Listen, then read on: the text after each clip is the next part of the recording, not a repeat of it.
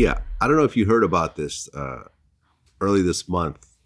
I think it was like LA Times that published a story about the Black family who owned Huntington Beach. Yeah, Yes, I saw that story. Manhattan Beach, where they owned Manhattan Beach. Sorry, Manhattan Beach. Yep. Where they owned what today would be worth hundreds of millions of dollars. It was a beach designed for Black people.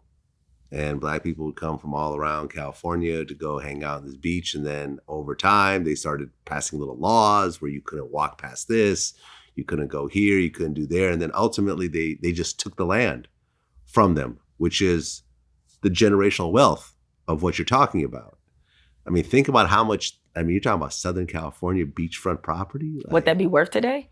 I mean, it'd be astounding. I mean, that family got robbed of an opportunity to set up their entire family for generations to come. Yeah. They were awarded, after suing the city, they were awarded $14,500.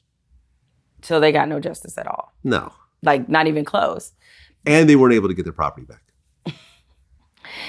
I mean, that is exactly why I say it's like every time that, Black people have tried to have some measure of sustainability, of self-reliance, it's usually undercut by institutional racism. Yeah.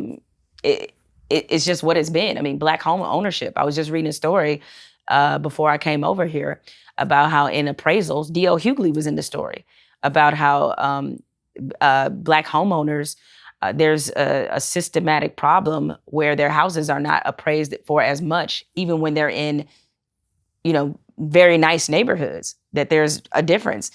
This woman, she was talking about how she knew the appraiser was coming. She's married to a white man. She decided to take down all the pictures in their house and put up his family.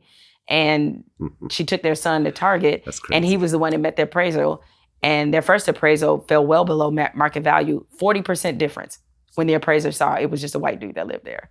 And so it's like home ownership is the path to generational wealth for most people in this country. So we are met with roadblocks when it comes to loans, when it comes to appraisals. And even before this, the racism and how the GI Bill was applied. During that time, when the GI Bill came into play, Black soldiers were denied that. They had just went to fight for their country, and they couldn't get access to the GI Bill, where you saw the largest housing boom in America.